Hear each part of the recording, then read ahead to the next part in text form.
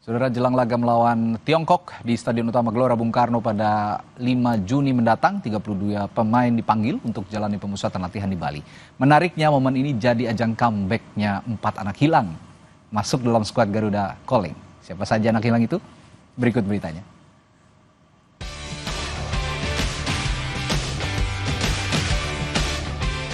Minggu 18 Mei 2025, pelatih Timnas Indonesia Patrick Kluivert mengumumkan 32 pemain yang akan menjalani laga pada lanjutan babak ketiga kualifikasi Piala Dunia 2026 zona Asia.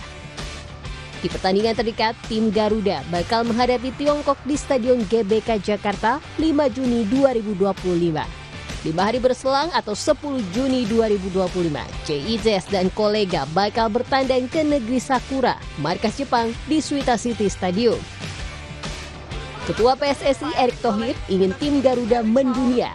Maka pada 2 laga kontra Tiongkok dan Jepang, tim Garuda ditargetkan bisa menembus angka maksimal demi jaga asal lolos ke Piala Dunia 2026. Segala daya upaya dilakukan agar poin maksimal bisa direngkuh tim Garuda. Barangkali ini jadi alasan mengapa Kluivert memanggil 32 pemain. 21 pemain berkancah di level internasional, sementara 11 lainnya pemain Liga 1 Indonesia. Jumlah ini lebih banyak bila dibanding dengan Garuda Calling edisi sebelumnya. Yang cukup menarik perhatian, dari 32 nama pemain pilihan Kluivert, ada 4 nama pemain yang comeback masuk dalam skuad pasca absen membela timnas. Mereka adalah Asnawi Mangkualam, duo Yakob dan Yance Sayuri, serta penyerang senior Stefano Lillipali. Asnawi Mangkualam yang kini membela Port FC kembali dipanggil usai absen di 4 pertandingan terakhir timnas Indonesia. Ia terakhir kali tampil untuk timnas saat melawan Filipina di ASEAN Cup 2024 pada 21 Desember 2024. Yance Sayuri terakhir kali tampil membela Garuda pada 28 Maret 2023. Yakob, saudaranya, terakhir bermain bersama Merah Putih pada November 2024. Sementara Stefano Lillipali terakhir kali mengenakan jersey timnas pada 8 September 2023 dalam laga persahabatan melawan Turkmenistan dan memberikan 1 assist dalam kemenangan 2-0. Setiap pelatih itu punya game plan, punya strategi yang dia inginkan, makanya dia panggil pemain yang dia anggap akan cocok untuk memainkan strategi begitu, Bung Yasir. Nah, pertanyaan kemudian kan muncul ketika menghadapi Cina. Kemudian dia memanggil kembali pemain-pemain yang punya kecepatan sayap yang bermain seperti di era Sintayong, yaitu Yakob Sayuri, Yance, Asnawi. Ini kan menjadi catatan kita bahwa ada perubahan gaya bermain, ada perubahan game plan yang dibangun, diracik oleh PT Kluivert dan timnya. Penggawa timnas sudah terbentuk, tapi sayang jelang laga penting dilanjutan kualifikasi melawan Tiongkok. Salah satu andalan bek tengah timnas, Mads Hilgers, dikabarkan mengalami cedera. Kala FC20 melawan Ajax Amsterdam, Hilgers cuma bermain selama 45 menit. Ia mesti ditarik karena cedera hamstring. Utak-atik strategi mesti diracik Kluivert, sebab salah satu pemain andalan, Ragnar Uratmangun, tak bisa bergabung dalam skuad karena cedera. Uratmangun ini memang kemarin menyampaikan ke kita bahwa dia kena sakit dan harus ada proses penyembuhan karena kesehatan sangat penting, pasti ya, sehingga kita juga support Uratmangun untuk bisa istirahat sehingga dia tidak masuk dalam Garuda Calling. Pemusatan latihan digelar 26 Mei 2025 di Bali. Tentu kita berharap tim Garuda bermain lepas dan apik sehingga tiap laga membuat skuad Garuda terbang kian dekat tembus Piala Dunia 2026. Kita ulas bagaimana racikan Patrick Kluivert setelah memanggil 32 pemain ke dalam skuad Garuda bersama manajer tim nasional Indonesia Sumarji dan jurnalis harian Kompas Ihsan Mahar yang sudah hadir di studio. Malam, Bung Ihsan. Malam, Mas. Pak Marji, selamat malam. Yuk, malam. Assalamualaikum. Waalaikumsalam warahmatullahi wabarakatuh. Biasanya Pak Marji kalau tampil di Kompas TV selalu ada kejutan, Bung Ihsan. Selalu ada pernyataan kejutan. Gimana persiapan sejauh ini Pak Marji dari tim? Ya, kalau bicara persiapan tentu yang sudah berada di Bali adalah tim kepelatihan. Sementara para pemain nanti baru akan bergabung mulai tanggal 23 sudah pada berdatangan sampai dengan nanti tanggal 31 di Bali, tanggal 1 kembali ke Jakarta. Oke, ini sebenarnya yang jadi kejutan publik juga ada panggilan terhadap 32 pemain, ini lebih banyak dibandingkan edisi sebelumnya sebenarnya Pak Marji. Sebenarnya alasan Coach Patrick memasukkan 32 nama ini apa sih? Ya, yang pertama karena kita sudah berulang kali melakukan pemantauan di beberapa klub, khususnya di Liga 1. Dan dari hasil pemantauan beberapa pelatih ya, mulai dari Coach Patrick sendiri sampai dengan para asisten, semuanya melakukan pemantauan dan dari hasil pemantauan itu maka yang tadinya memanggil 28, ini ditambah jadi 4, jadi 32 pemain. Oke. Jadi berkaitan dengan kenapa manggil 32 pemain, tentu ini adalah berdasarkan dari hasil pantauan tim pelatih dan nanti ketika di Bali akan dilihat siapa yang memang layak untuk memperkuat 23 pemain yang akan didaftarkan. Oke, kalau dari perspektif Anda, Mbak Bung Isan, 32 pemain ini apakah pilihan Coach Patrick untuk apakah penentuan Coach Patrick untuk memberikan banyak pilihan untuk terhadap skuad Garuda nanti menghadapi Tiongkok? Iya, secara susunan komposisi pemain jelas ini adalah bisa memberhadirkan persaingan yang lebih sehat pada tim. Karena kita tahu kalau hanya 28 dengan masa persiapan yang sebenarnya lebih panjang dibanding Maret kemarin, jelas Coach Patrick, Danny Lenzat dan juga Coach Ale Pastur butuh nama-nama alternatif gitu. Terutama karena kita tahu Martin Paes absen dan juga Marcelino Ferdinand absen yang nggak bisa bermain lawan Cina akumulasi kartu. Ada Ragnar Ratmangun juga. Ada begitu pun juga Kevin Dix dan Messi Lers yang kita tahu masih mengalami cedera gitu kan, yang tentu perlu nama-nama yang lebih banyak lagi untuk mengisi alternatif jika seandainya misalkan Kevin Dix dan Messi Lers nggak bisa bergabung. Kita tahu ada Yakob dan Yance yang notabene pemain serba bisa, ada Asnawi juga di kanan, plus di posisi penjaga gawang ada tambahan Reza Arya yang tampilannya di paruh kedua setelah kemarin cedera di awal musim udah cukup positif dengan PSM Makassar. Ditambah lagi juga kita masih ada Septian Bagaskara, plus juga berharap Egy juga benar-benar bisa fit karena kemarin di Maret performa dia di musim ini bisa dikatakan performa terbaiknya dia di era Liga 1 dan semoga aja bisa efektif dan itu jadi suntikan berharga ketika kita tanpa pemain seperti Ratmangun, tanpa seperti Marcelino, plus juga ada juga kemungkinan Stefano Lillipali comeback. Tapi ada satu sisi juga yang saya juga sedikit agak kurang puas nih ngelihat susunan ini, Pak.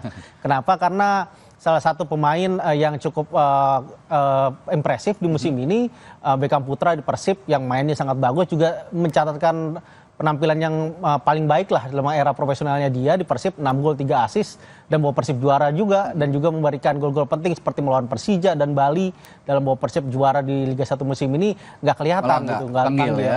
Oke. Nah, tapi di sisi lain ada 11 nama pemain yang main di Liga 1 nih. Ini juga sebenarnya dari sebelum-sebelumnya mungkin yang terbanyak di 11 orang. Gimana kalau lihat komposisi ini? Ini hal yang positif juga bagi pemain-pemain Liga 1. Kenapa? Karena Coach Patrick memberikan sinyal bahwa beliau memperhatikan Liga 1 ini ya. Karena kita tahu kayak Yakob adalah pemain tersubur lokal kita setelah Egy dengan koleksi 10 gol plus 4 assist. Yance juga saudara kembarnya juga kemarin bikin hat-trick terakhir lawan PSIS Semarang.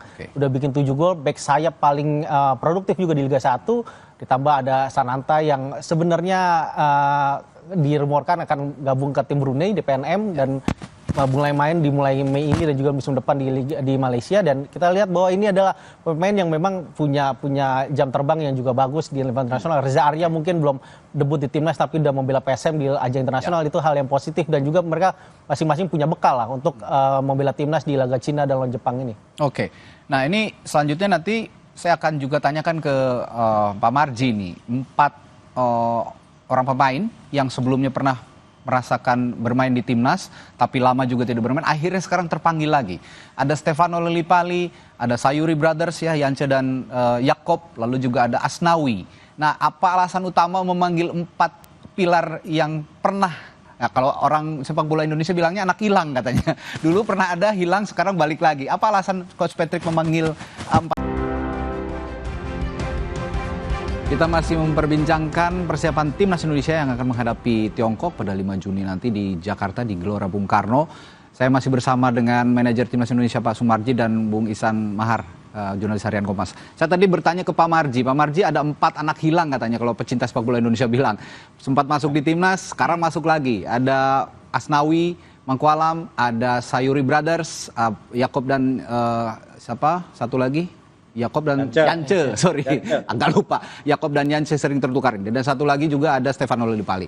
Alasan utama Coach Patrick memanggil 4 pemain ini apa?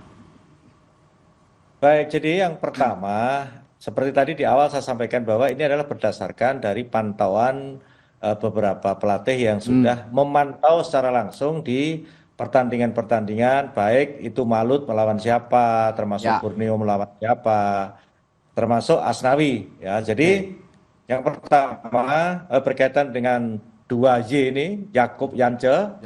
Ini memang betul-betul di tim, di Malut betul-betul jadi pemain pilar utama dan selalu jadi starter. Di samping dia ini selalu jadi starter, tentu dia punya kelebihan, baik dari kelebihan kecepatan, kelebihan kekuatannya dia, strongnya dia, dan juga bisa membantu tim mengangkat timnya, sehingga Malut boleh dikatakan cukup baik ya di Liga 1. Nah, ini juga tidak kalah penting adalah peran daripada kedua pemain ini, sehingga dari analisa dan juga dari beberapa pantauan tentu memang layak untuk dipanggil.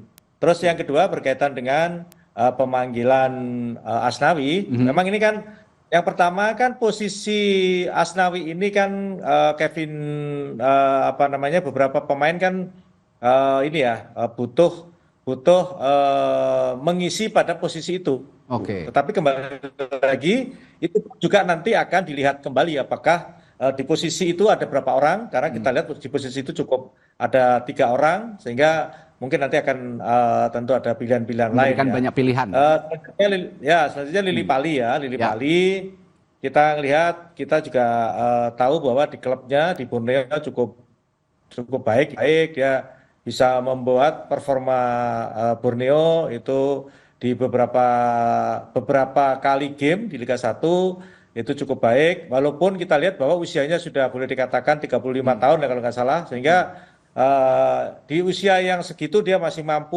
untuk bisa mempertahankan performanya. Itu juga bagian dari penilaian gitu ya. Sehingga keempat pemain ini boleh dikatakan dipanggil karena memang pilihan pelatih. Ya, ada kebutuhan juga dari Coach Patrick untuk memanggil pasti di pos-pos yang diisi oleh 4 pemain ini tentu saja. Pak Marji, 5 hari lagi kan training camp dimulai di Bali tanggal 26 ya, di Bali. Ini kapan pemain kumpul kira-kira? Jadi begini. Jadi secara keseluruhan memang para pemain ini diharapkan tanggal 26 itu sudah kumpul semua. Tetapi termasuk yang abroad ya? Kenapa? Termasuk yang abroad juga? Ya, semuanya diharapkan. Semuanya diharapkan tanggal 26 itu sudah bisa kumpul semua di Bali. Tetapi kita lihat juga ada beberapa pemain yang dimungkinkan tidak bisa datang tepat waktu dikarenakan jadwal pertandingan di masing-masing klub. Di klubnya itu juga masih mengikuti pertandingan, sehingga mungkin ada beberapa yang datangnya mundur. Tetapi juga ada beberapa pemain yang saat sekarang ini abroad pun sudah boleh dikatakan tepat waktu 20 bahkan 23 sudah ada yang akan datang. Sehingga kedatangan ini memang bervariatif tanggalnya, tetapi dipastikan bahwa tanggal 26 paling tidak tanggal 26 dari 32 pemain itu sudah lebih dari 20 yang datang. Uji tanding ada nggak kira-kira Pak Marji nanti setelah ada training camp? Sesuai jadwal sih, sesuai jadwal belum ada. Tapi nanti kita lihat ya. Tetapi kalau lihat jadwal, roadmap yang ada itu belum ada. Bung Ihsan, kalau kemarin kan sebetulnya melihat dari beberapa kali pernyataan Coach Patrick ya, bahwa kita kan wajib menang nih lawan Tiongkok, dan Coach Patrick juga optimistis bahwa kita harus menang lawan Tiongkok.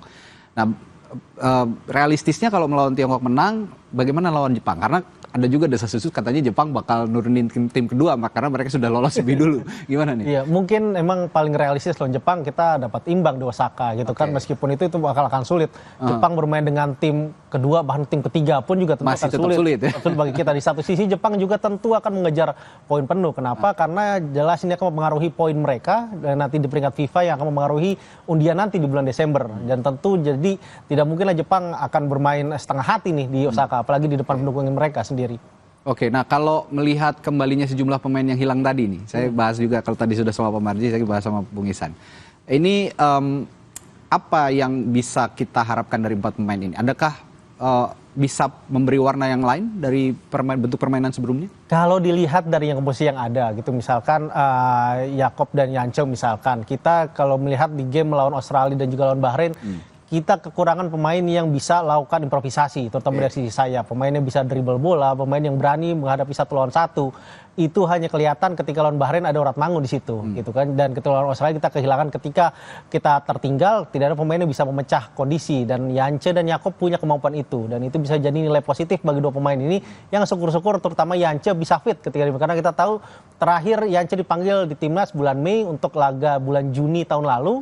Dan itu saat itu dia cedera di latihan. Ingat banget dia latihan di Madia dengan kondisi lapangan yang buruk, dia cedera dan sehingga nggak bisa bermain. Dan semoga aja dengan kondisi fisik yang lebih baik dan fit dan latihan di Bali di tempat Bali United Training Camp sangat luar biasa, tentu bisa membantu mereka lebih baik. Dan di satu sisi juga perlu juga pemain misalkan seperti Stefano Lillipali, kita butuh pengalaman pemain dan Coach Patrick juga tentu memilih dia meskipun kita tahu Lillipali baru bermain lagi di bulan Mei ini baru 2 kali setelah cedera kemarin di bulan Februari, main sebagai starter melawan 2 tim asal Jawa Timur, Madura dan Persebaya, menyumbang 1 gol lawan Madura. Itu nunjukin bahwa secara mental Stefano ini luar biasa. Jadi tentu kita juga butuh pemain senior meskipun umur sudah 35 tahun, tapi dia punya pejuang dan juga dia punya sesuatu faktor X lah yang jelas dibutuhkan untuk melawan Cina nanti. Oke, dan saya juga menyoroti Sayuri Brothers yang terkadang mereka punya sisi eksploitatif yang tinggi. Nah, mereka punya kejutan-kejutan ketika menghadapi partai-partai penting.